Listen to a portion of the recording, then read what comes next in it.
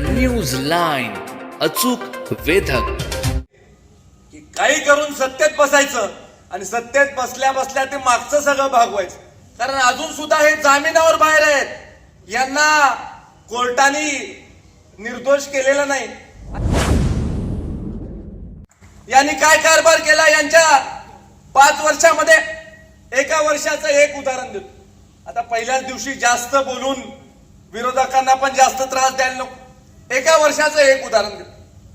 तोडणी वाहतुकीला आपण तोडणी वाहतुकीची उचल देतो, ऍडव्हान्स आपण देतो. तर यांनी पहिल्या वर्षी सत्तेमध्ये आल्या आल्या किती वाहनांना ऍडव्हान्स दिला? तर यांनी 2576 वाहनांना ऍडव्हान्स दिला.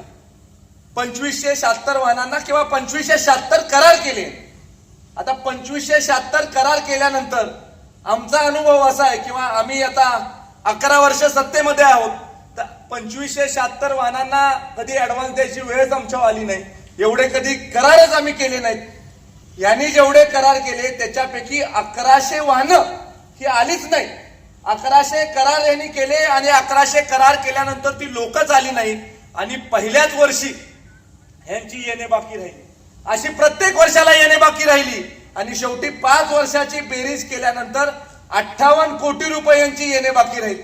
आणि हे 58 कोटीचा आकडा आज बँकेकडे 100 कोटी रुपये झाले.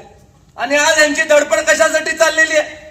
तर यांची धडपड एकाच गोष्टीसाठी चाललेली आहे की काही करून सत्तेत बसायचं आणि सत्तेत बसल्या बसल्या ते मागचं सगळं भागवायचं.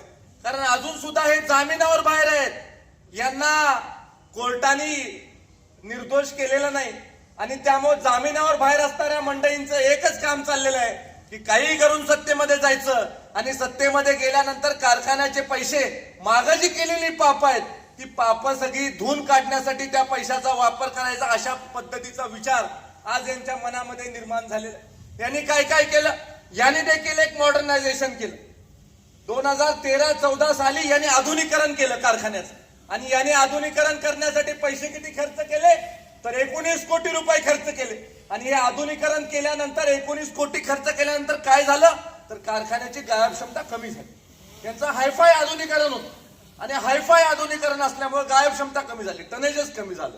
गायब करताना टनेज यांचं कमी झालं. आणि हे मी मनाचं म्हणत नाही. 83चे आरोप बघा, यांच्या अहवालामध्ये बघा, यांचं ऍव्हरेज क्रशिंग बघा शेवटच्या वर्षी किती झालं होतं, तर यांचं क्रशिंग कमी झालं होतं. हे आरोप करतात, हे म्हणतात एक्सपान्शनचा काय फायदा झाला? आज मला सांगा, 14,19,000 टन आपण गळीत केलं आणि आपण फक्त 107 दिवस कारखाना चालला. अनेक लोकांनी गहू केला, अनेक लोकांनी हरभरा केला, इतर पिकं केली, अनेकांना पैसे त्याच्यामधनं मिळाले आणि कमी वेळेमध्ये जास्त गायब करण्याचं काम आपल्या कारखान्याने केलं. न्यूज लाईन, अचूक वेधक.